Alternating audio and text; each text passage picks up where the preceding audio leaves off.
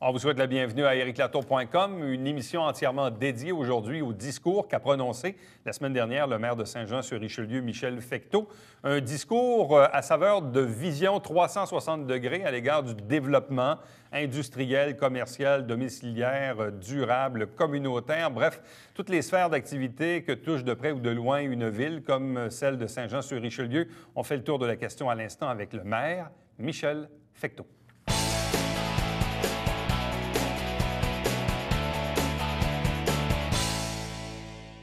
Le maire de Saint-Jean-sur-Richelieu, Michel Fecteau, était devant les gens d'affaires, devant la Chambre de commerce et de l'industrie du Haut-Richelieu.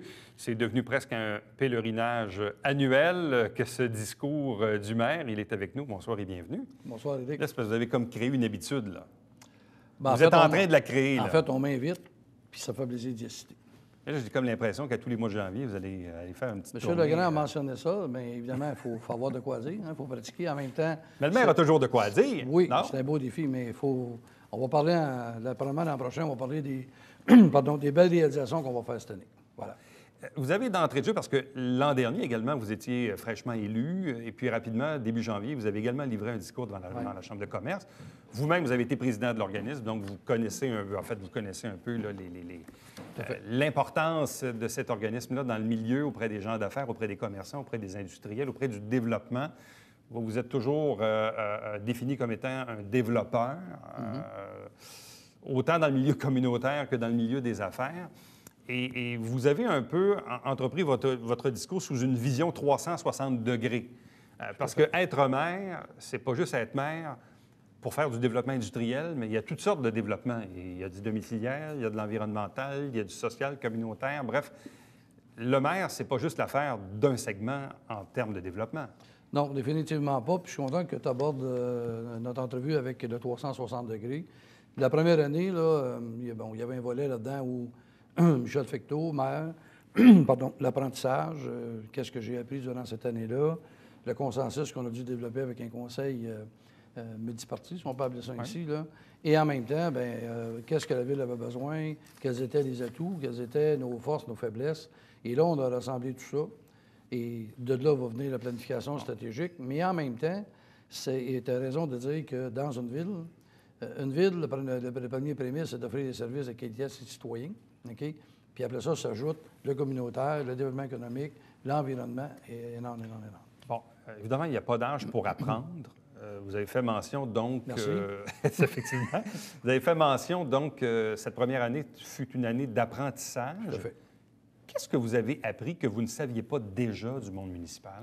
L'apprentissage a été pour moi, c'est que tu travailles avec environ 600-700 employés répartis sur 19 sites, avec des lois et des règles qui sont, avouons-le, je les ai trouvées un petit peu rigides, complexes, beaucoup d'interprétations. Évidemment, à travailler avec les niveaux supérieurs, provincial, fédéral, les différents ministères. Donc, il a fallu assimiler le langage. Il y a un langage là-dedans. Il y a un langage dans l'automobile, il y en a dans le monde des médias, il y en a avec la Ville. Faire confiance aux gens, apprendre à les connaître, essayer de mettre de côté certaines perceptions, parce que j'ai passé l'année à comprendre qu'on gère de la perception et des impressions. Je suis arrivé à l'hôtel de ville, bon, des gens avaient déjà fait affaire avec certains des employés, certains départements, me faisaient part de leurs frustrations. Donc, j'avais tout analysé ça et j'ai décidé de faire comme j'ai fait dans les autres entreprises que j'ai eu l'occasion de diriger, apprendre à connaître les gens puis de valider avec eux qui travaillait vraiment dans la bonne direction qu'on voulait aller, OK? Puis qui sait qu'on devait activer un mec. Un an plus tard, Oui. est-ce que les perceptions que les gens peuvent avoir, perceptions négatives, sont fondées? Autrement dit, toujours facile de taper sur la tête des fonctionnaires, puis des cols blancs, puis des cols bleus, puis dire « Ah ben, on sait bien, c'est les fonctionnaires, puis ça va pas vite, puis j'ai demandé ça, puis c'est compliqué, puis ça prend bien des formulaires. » Est-ce que c'est fondé ou non, cette perception-là que les gens ont à l'égard de la machine administrative qu'est une ville? Je pense que la réponse à ta question, on l'a eue à la fin de la conférence, OK, quand j'ai demandé aux élus et à l'administration de bien vouloir se lever. Et j'ai quand même pris le temps de les remercier et de dire qu'on a un engagement envers la clientèle qui est devant nous, qui sont nos citoyens. Maintenant, Éric, la municipalité est composée, comme je disais, de 700 employés. J'ai assez dirigé de personnel dans ma vie de tout format, de toute grandeur. Tu as des gens qui avancent plus vite que d'autres. Tu as des gens qui rentrent le matin parce qu'il faut qu'ils travaillent. Tu as des gens qui rentrent le matin parce qu'ils sont motivés. Donc, il faut composer avec tout ça. Mais la perception, je pense qu'à l'Hôtel de Ville, après un an, là, le maire, ça c'est ma position à moi, les gens sont compétents, veulent vraiment travailler. Ce que j'ai trouvé difficile là-dedans, c'est des gens qui ne sont pas habitués parfois à se faire dire merci. Okay? On est plus facile sur la critique. La motivation qui était là. Donc, je te dirais que ce que j'ai appris dans mes 24 dernières années, dans une autre sphère, je ne fais pas de publicité, là, et que j'ai pu apporter là. Et d'ailleurs, en arrivant, on a fait un exercice d'une journée avec tous les directeurs des départements sur la formation Kaizen. Ils ont tous participé. J'ai dit à ces gens-là, voici comment le nouveau maire travaille depuis les 24 dernières années. Donc, vous avez voulu, parce que c'est ça, à la fin du discours, vous avez demandé aux gens du conseil et aux gestionnaires, aux employés de se lever. Est-ce que ça aussi, c'est un message qui est fort auprès des gens d'affaires, aux gens qui ont assisté à votre discours pour leur dire, écoutez, moi, ça fait un an que je suis là, j'ai apprivoisé la machine. Finalement, la machine n'est peut-être pas si pire qu'on pense. Il y a du bon monde là-dedans, puis ça, c'est mon monde, c'est ma gang, là. C'est mon équipe. Exactement ce que ça voulait dire. Puis en même temps, ce que je veux dire, c'est que peu importe le département à qui tu t'adresses, okay, il y a une façon de préparer un dossier, il y a une façon aussi de demander des choses. Okay? Est-ce que ça va toujours à la vitesse qu'on voudrait? La réponse, c'est non. Est-ce qu'on est toujours présent et ponctuel ou on a de l'amélioration à faire? Mais fondamentalement, le constat après un an, le maire de Saint-Jean-sur-Richelieu, je suis entouré de gens qui sont compétents, je suis entouré de gens qui veulent. Est-ce que c'est pareil dans les 700? Okay, je te contrer un mensonge, je dirais non. Mais moi, la garde rapprochée là, que j'ai, les directeurs de département qui sont là, l'accompagnement qui sont faits, OK? Et je pense que les gens... Puis eux autres aussi, il a fallu qu'ils apprennent à connaître le nouvel individu qui est rentré à l'Hôtel de Ville. Bon. Vous avez également prononcé la phrase suivante, je ne sais pas si elle était lourde de sens, mais vous avez dit, avec le contexte qu'on sait aujourd'hui, d'autant plus, que personne n'est au-dessus des lois. Tout à fait. Et en principe, tout le monde sait ça. Ah oui? Je ne sais pas. Est-ce que vous avez senti le besoin de le rappeler? Oui. Pourquoi? Parce qu'à un moment donné, à quelque part, puis je vais être franc, puis je suis toujours de toute façon, c'est qu'à un moment donné, là, je ne peux pas demander aujourd'hui. Tu sais, je te rappelle, dans le contexte, je te rappelle mes 3 mots, attitude, respect et imputabilité. OK? On ne peut pas demander au maire, on ne peut pas demander à un fonctionnaire, on ne peut pas demander à un élu d'être au-dessus des lois. Donc, on doit suivre un cheminement dans l'avancement des dossiers. OK? On peut aller plus vite. Il y a des gens qui sont extrêmement bien préparés. Ce que je dis tout simplement, c'est que, oui, je comprends qu'on peut mettre une certaine pression, OK? Mais à un moment donné, il faut... Mais on pas de... Non, il n'y a pas de fling-flang, là. Non, monsieur. Non, monsieur. C'était... On ne peut plus clair. Bon. Vous avez parlé également de votre quotidien. Un quotidien d'un maire, c'est quand même assez chargé parce que vous avez 1001 choses à faire en une même journée. Est-ce que ça, il n'y a pas un danger, un certain risque d'y perdre un peu son focus ou, je ne sais pas, d'être tellement sollicité par toutes sortes d'affaires qu'au final, on se dit, Colin, la journée est finie, puis j'ai l'impression d'avoir rien fait finalement. Pas du tout. Donc, je suis content que tu me poses cette question-là. Tu sais, il y a un vieil adage qui dit, si tu veux que quelque chose soit fait, donne-le à quelqu'un qui est occupé. Je fais ça toute ma vie. Mon agenda, il est très bien structuré, je suis bien entraîné, j'ai Mme Rouillé qui me coach super bien. Maintenant, il y a une chose que j'ai appris dans ma vie, puis ça a toujours mené ma vie. Pourquoi j'ai réussi à faire un tas de choses? Des fois, je me pose la question au moment comment j'ai fini par le faire. Des fois, me dire, explique-nous-le. Gestion par priorité. Okay? On a fait, tu parlais de la Chambre de commerce, qui est d'industrie maintenant. Bien, quand on a fait le premier plan livre de la Chambre, c'est ça qu'on a fait. On s'est fait un plan de match avec une gestion par priorité des dossiers. Mes appels, je les retourne tout le temps. Puis je te dirais qu'un clin d'œil que les citoyens font souvent, ils m'écrivent sur Facebook, ils m'écrivent par courriel, des messages, puis ils disent toujours, vous m'avez déjà répondu. Ils m'écrivent le matin, vous avez pris le temps de me souhaiter joyeux anniversaire. Je le faisais avant. C'est rien de compliqué, là. Oui. Vous avez parlé également, depuis votre arrivée en poste, de transformer un peu l'administration. Vous avez dit tantôt que la Ville, c'est une entreprise de service. Vous parlez d'une approche client. Même à la limite, certains diront que même dans le monde de la santé, maintenant, on n'appelle plus ça des patients, on appelle ça des clients. Quand vous parlez avec les infirmières. Est-ce que pour vous, là aussi, comme la Ville est une entreprise de service, il faut adopter cette approche client avec les citoyens? C'est ce qu'on s'est appliqué à faire avec la direction. Là. À un moment donné, tu sais, j'ai eu une bonne écoute. Puis à un moment donné, ils me demandaient, bien, qu'est-ce que vous attendez de nous? Qu'est-ce que vous voulez qu'on fasse? Après ça, là, ils ont réussi à faire une synthèse un peu, ramasser un petit peu la cueillette d'informations. Puis on y est allé parce qu'effectivement, quand j'ai apporté ça, puis j'appelle affectueusement mes citoyens, mes clients, parce que vous payez des taxes, puis vous attendez à avoir des services de qualité. Ça, c'est la prémisse de base d'une municipalité. Et quand on se met là-dedans, dans cette attitude-là, ça fait partie de mon premier mot, bien, on réussit à faire mieux. Il faut souvent, Éric, si tu me permets, il faut souvent se mettre à la place de l'autre. Okay? Moi, à un moment donné, je suis chez nous, puis quelqu'un qui me dit, bien, la neige n'est pas ramassée, il y a ci, il y a ça. Aujourd'hui, au lieu de chialer, souvent, je vais appeler un département, je vais dire, je viens de passer à telle place, OK, si on peut envoyer quelqu'un, il y a un appareil de brisé. Là, la semaine passée, ou là, 2 semaines, je suis allé manger ici chez Bastos, dans la petite ruelle qu'il y a là. C'était glacé, c'était de la glace noire, c'était dangereux. C'est pas à nous. J'ai juste appelé le département de travaux publics. J'ai dit, si jamais on a un camion qui passe dans le coin, soyons prévoyants pour y mettre un petit peu de pied à tout. Ça s'est fait. On me remercie, mais regarde, ça, c'est pas compliqué. Mais c'est parce qu'à un moment donné, là, ça fait partie de ce que je dirais d'une définition de tâche et toute autre tâche connexe. Vous avez tracé un peu aussi le bilan de la première année. Au niveau de l'économie, il y a eu des nouvelles industries, des annonces, il y a eu des nouveaux commerces. Il y a le projet de revitalisation du centre-ville. Bon, l'entrée sud est maintenant terminée. L'entrée nord va probablement finir par se faire. C'est réglé, ça, avec la MMA? Oui. On a signé, on a parlé hier à l'Hôtel de Ville, location des terrains, je pense que c'est 5 000 par année, bail de 25 ans. On commence l'entrée nord dès ce printemps. Et aussi le dossier du pont est aussi réglé. Bon, parce que d'ailleurs, au conseil de lundi, vous avez maintenant donc un protocole d'entente potentiel avec le MTQ concernant le pont Gouin. Est-ce que là aussi, est-ce que ça avance? Ça avance. On a, à niveau du pont Gouin, je vais te revenir avec une annonce. On m'avait mis au défi d'aller chercher des sommes à travers ça. La bonne nouvelle, c'est qu'on est allé chercher des sommes assez intéressantes. Je ne peux pas te le dire tout de suite parce qu'il faut que je reparle avec des documents, mais... on ne parlera plus du deuxième trottoir comme un imbroglio, mais on va parler d'un coup de pouce qui est venu pour la partie démolition des bâtiments, OK, à travers ça. Donc, ça, cette partie-là est réglée. Puis, il y a aussi une demande qu'on voulait voir, c'est d'avoir un peu des paiements étalés. Et ça aussi, on a eu un oui de la part du ministère. Donc, l'annonce pourrait se faire à quel moment? Ça va se faire incessamment. C'est juste qu'on veut attacher avec eux. Et la construction du nouveau pont pourrait commencer à quel moment? On a signé hier soir à l'Hôtel de Ville, le protocole. Eux attendaient la résolution pour lancer toutes les autres démarches. Là. Ça, c'est, comme on dit en anglais, case fixe. Donc, fin 2015, les travaux pourraient commencer? Bien, on espère. C'est le calendrier qu'ils nous donnent. Puis, ils sont très avancés dans l'élaboration des plans et devis, etc. Bon, parlant du centre-ville de revitalisation, vous avez parlé également du complexe sportif du côté de la 35 à Saint-Luc. Pour conséquence, vous avez maintenant, la ville est propriétaire du bâtiment qui est tout juste ici derrière, là, qui est l'ancien Croteau, l'ancien Steinberg, pour les plus vieux, où il y avait l'école de gymnastique. Qu'est-ce qu'on va faire avec ce bâtiment-là? Est-ce qu'on va le démolir? Bien, à l'heure actuelle, là, on a 3 personnes. On pourrait déjà l'avoir vendu, OK, ce qu'on n'a pas fait.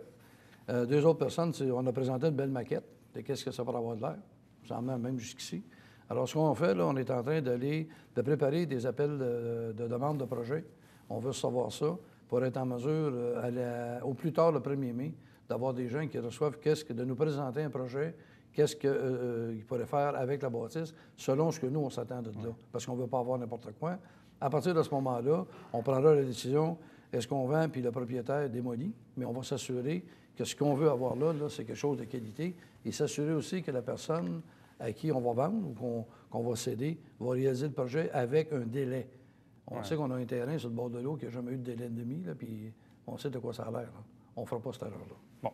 Dans votre discours également, vous parlez du plan de conservation. D'ailleurs, on le sait, les consultations publiques se sont tenues concernant les boisés. Et je sais que votre adversaire politique en parlait au Conseil lundi, vous reprochant peut-être d'opposer les taxes, le coût versus la décision. Autrement dit, si on prend la décision d'acheter des terrains, d'acheter des boisés, de ne pas les développer, il y a un coût que les citoyens devront assumer. Donc, est-ce que pour vous, c'est inévitable de devoir opposer protection de l'environnement avec le coût, avec ce que ça coûte? C'est parce que je ne peux pas être à l'adresse de mon opposant, parce que moi, là, à partir de là, écoute, il y a toujours du monde qui ne veut pas comprendre. Moi, ce que j'ai dit dans la campagne électorale, c'est encore marqué sur mon site, tout va être mis sur la table quand il y aura une décision qui impliquera des sommes d'argent que les citoyens auront déboursées.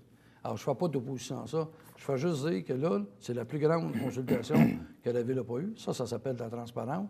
Les gens vont nous dire exactement de ce qu'ils en pensent, qu'est-ce qu'ils aimeraient avoir. Et après ça, le Conseil, au lieu de prendre des décisions populistes, on prendra des décisions pour lesquelles on a été élu dans le meilleur intérêt des citoyens. Et c'est toujours là, ça ne m'inquiète pas du tout. Je suis très fier de la démarche et je suis très fier aussi des commentaires que je reçois du climat qu'il y a dans ces consultations-là. Bon, revenons au développement économique, développement commercial, industriel. Vous avez dit dans votre discours, en fait, vous avez repris un début de phrase qu'on connaît, « I have a dream ».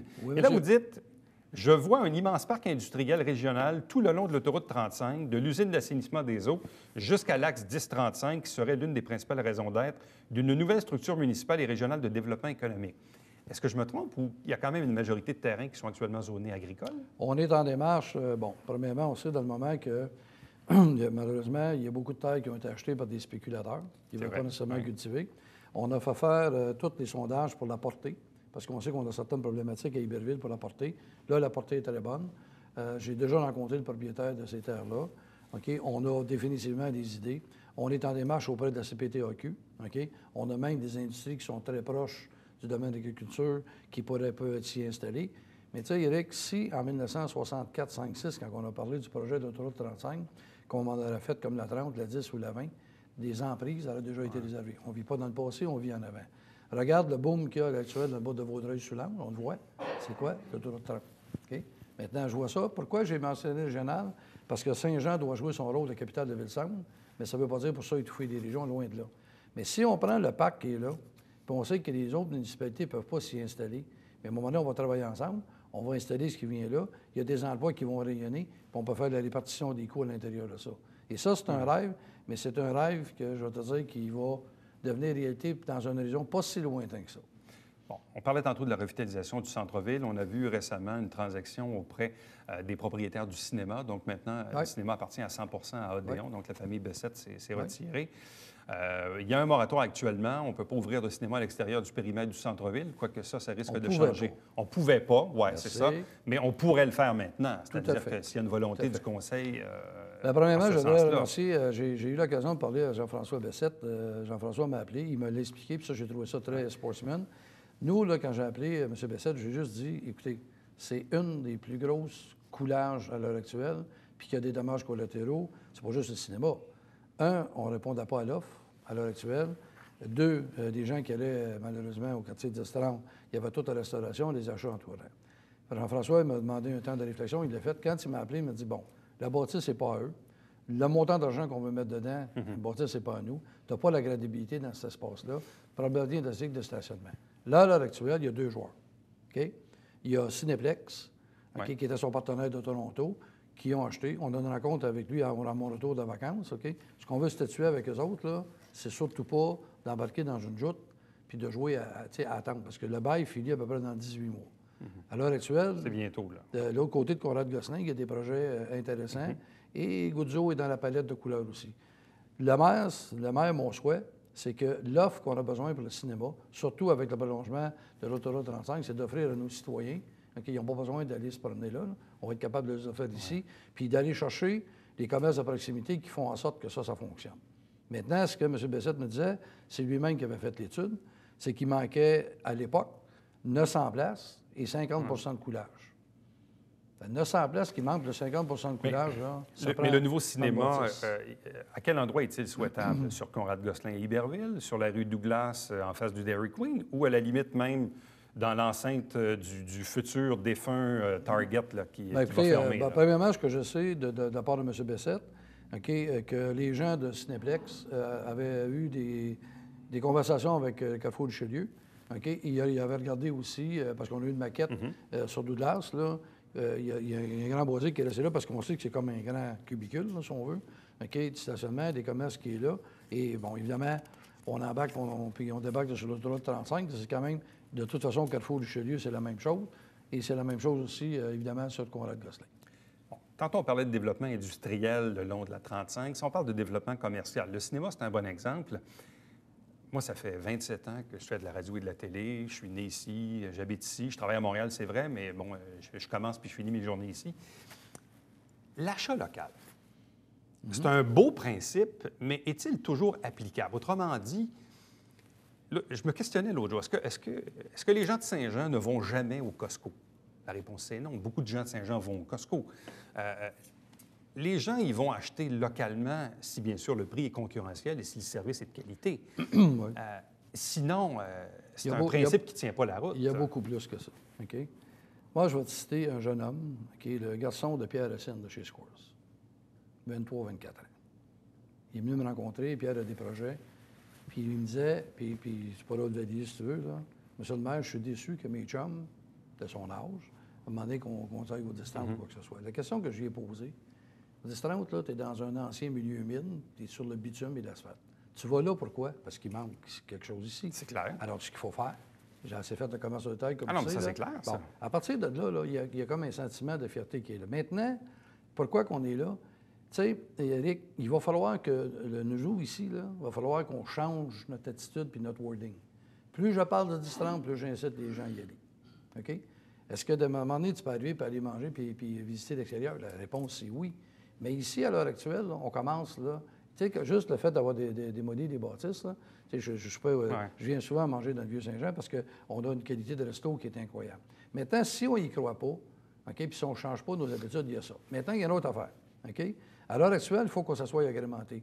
Pour avoir fait du commerce de détail, quand je rentre dans une boutique, il faut que je me sente apprécié. Il ne faut pas que j'ai l'impression de déranger. Nos commerçants ont du travail à faire. On vient de finir une belle étude, puis je te lance l'invitation de Sophie Latour, là. On a fait le travail que les commerçants auraient peut-être dû faire, mais on l'a fait à la ville. On vient de sortir une étude complète avec les datas. On a défrayé les coûts pour ça. On sait exactement, pied carré, des boutiques, qu'est-ce que ça prendrait, vous affaires là. Le rôle qu'on va jouer, là, OK, c'est d'aller chercher ce qui manque. OK? Personnellement, quand je me présente à quelque part, je lui parle de ma ville parce que je suis fier de ma ville. Viens voir des opportunités. As-tu vu ce qui était là? Comment on peut installer ça? Et je vais te dire là, que dans les 2 prochaines années, là, ça, c'est mon bâton de pèlerin. Parce que ça va changer. Dans le commerce de détail, ce qui est un peu inquiétant, on regarde Target qui va fermer. Alors qu'on vient à peine là, de... Oui, mais Target, il y a Sears qui ne va pas très bien non plus. Oui, mais Target, c'est pas l'exemple de là, Target. Je comprends, mais sauf qu'on se dit... C'est un canard boiteux un peu. On se dit quoi, dans 2 ans d'ici, là, les 2 extrémités du carrefour, il n'y aura plus rien. C'est quasiment impensable. Mais non.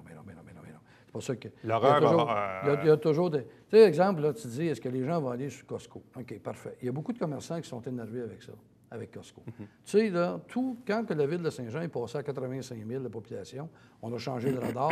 Là, on était sur le radar d'autres entreprises. OK? Aujourd'hui, tu assistes à un phénomène.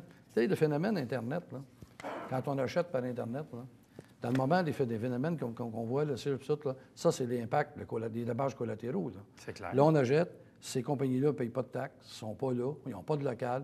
Des fois, on ne sait pas, c'est quoi dans quoi qu'on s'embarque, mais on pense qu'on paye meilleur marché. Mais comment des commerçants de proximité peuvent-ils faire leur place si, exemple, je peux avoir quelque chose à beaucoup moins cher sur Internet qu'à d'aller l'acheter dans une boutique? Bien, tu as eu un bel exemple tantôt, mon invité qui est passé avant moi. Je comprends. OK. Je regardais notre président du club, Mathieu Bissonnette, là, quand il est venu s'installer là. Nous, là, en quelque part, là, on a comme... Moi, je ne dirais pas à quelque c'est une obligation de faire. Mais tu sais, on a déjà discuté, toi et moi, du pourcentage de gens qui ne sont pas d'ici. OK? Ouais. Ces gens-là viennent avec des habitudes. OK? Il y a des gens qui travaillent à Montréal, il y a des gens qui prennent l'autobus, etc., dépendamment de ce qu'on est là. Tu as des services, comme exemple, si tu fais affaire avec un coiffeur ou une coiffeuse de Pakistan, tu sais, ça, c'est plus particulier. Le dentiste, le vétérinaire ou quoi que ce soit. Mais la question qu'on va essayer d'amener nos gens, on va leur donner des offres, puis on va leur dire aux gens, c'est quand la dernière fois que tu as fait un mailing, que tu as été présent quelque part, que tu as fait une présentation, que tu as parlé de ton commerce. C'est quand la dernière fois tu as sorti de ton commerce, tu as regardé la façade et tu te dis, ouais, ça aurait peut-être besoin d'un petit peu d'amour. C'est là qu'on amène nos gens. Est-ce que ça va se faire du jour au lendemain? Non. Mais moi, je suis passionné de ça. Puis en même temps, pour des commerçants qui écoutent, là, j'ai 40 ans de ma vie là-dedans. J'ai offert à des commerçants, si vous avez besoin de certains tuyaux, j'ai assez bien réussi, comme tu sais, là, moi, je suis prêt à les partager. Mais ce qui va changer, parce qu'on a passé vite au niveau du développement économique, là, la bouture qu'on est en train de faire pour le nouveau développement économique, OK, va être axé manufacturier et industriel, puis les commerces à la ville. On va reprendre un outil, le bâton du pèlerin, puis on va accompagner nos gens là-dedans. Autrement dit, c'est pas en adoptant la vieille méthode de 30 ans, de rendre coupables les gens d'acheter ailleurs s'ils ont un meilleur prix ou un meilleur service. Les commerçants, le message que je peux lui laisser, là, puis je le dis à la blague, là, nos clients, OK, ils ont notre profit dans leurs poches. Il faut prendre le meilleur moyen pour aller chercher avec une qualité de service pour qu'ils aient le goût de revenir. M. Fecteau, merci beaucoup. Merci, Éric. Bonne année 2015. Donc, vous avez dit l'an passé à la Chambre de commerce que c'était un wake-up call. Ouais. Cette année, c'est plutôt quoi? C'est la continuité? Cette année, c'est du suivi et du suivi. Sur les projets. Il faut les accompagner parce qu'il y a des beaux projets. Puis on a eu l'occasion de te parler. On est en train de faire une belle liste. OK? Puis ça, les commerçants, je sais qu'il y en a qui sont inquiets. Je vais venir leur dire en chiffres qu'est-ce qui s'en vient en 2015, puis je pense que les gens vont être heureux. M. Fecteau, merci beaucoup. Merci beaucoup à toi. Reste avec nous au retour, le Babillard quotidien.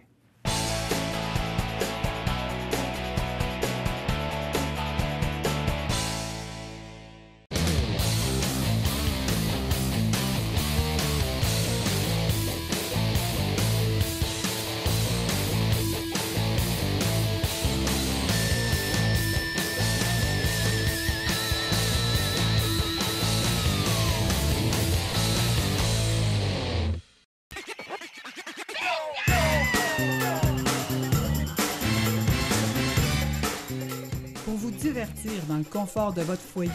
Télébingo, TVHR, tous les dimanches matins, 9h30, avec votre meneur de jeu, Alain Rameau. C'est un rendez-vous.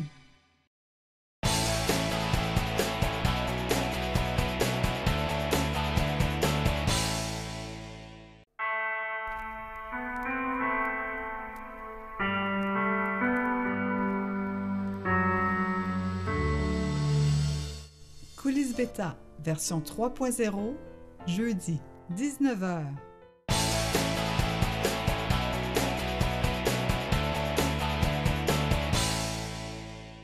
Michel Étier de Maison Étier a procédé à un don de 5 700 $ à la Saint-Vincent-de-Paul de Saint-Jean-sur-Richelieu.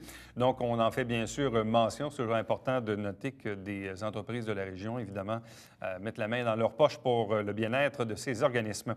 À chaque semaine, on vous présente des extraits du Conseil de ville. L'émission s'appelle Saint-Jean-sur-Richelieu. Vous avez la grille horaire à l'écran. Ne pas manquer également le Télébingo tous les dimanches matins, 9h30, en direct avec 3 500 $ en prix, dont la carte pleine qui est à 2 000 $. Il y a une trentaine de points de vente sur le territoire pour acheter vos livrets. Pour avoir la liste, vous visitez le site Internet ou vous téléphonez ici directement. Si vous désirez me joindre, toujours plus facilement par courriel, Éric Latour en un mot, à commercial-tvhr9.com.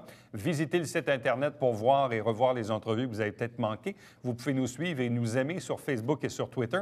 Et ericlatour.com, diffusé tous les jours de la semaine, lundi au vendredi, 10h le matin, 17h, 23h, 1h30 la nuit et on rappelle le dimanche entre 16 et 18h30. Le prochain rendez-vous, c'est demain.